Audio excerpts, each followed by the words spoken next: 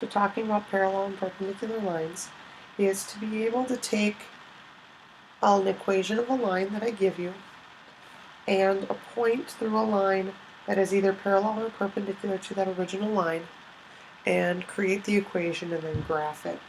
So looking at this first problem, I see that y is equal to 1/5 x minus 7, which means my original slope is 1/5.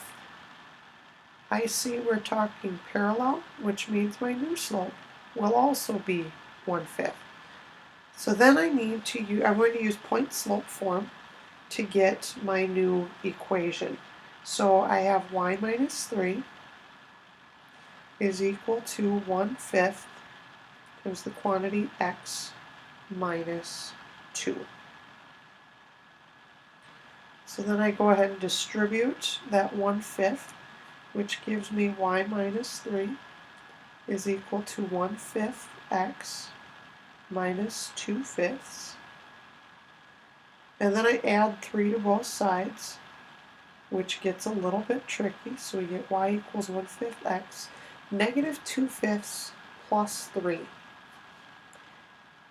We need to go, we're really taking 3 minus 2/5, but we're going to make it positive, so it's plus 2 and 3/5 because I need 3/5 to add to that 2/5 to get 3.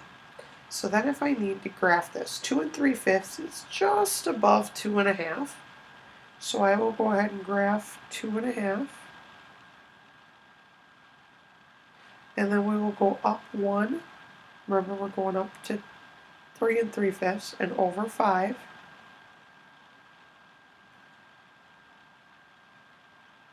And then we'll go up 1 again and over 5 again. And then we can connect our dots. I realize that mine's sloppy, but please make sure yours is as neat as possible. Then we take a look now. Now we have 1 is asking.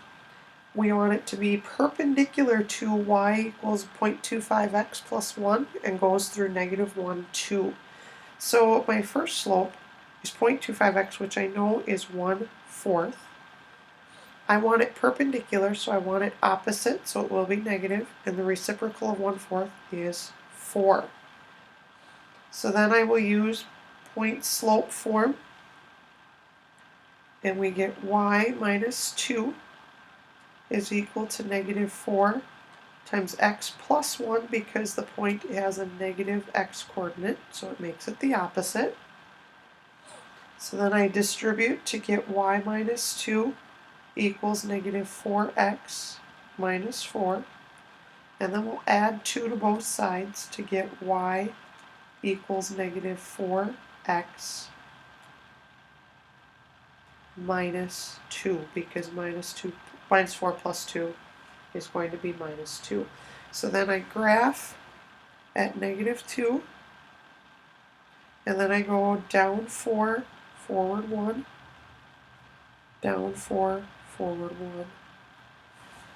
And then I can go ahead and connect my dots, draw my line, and it looks great.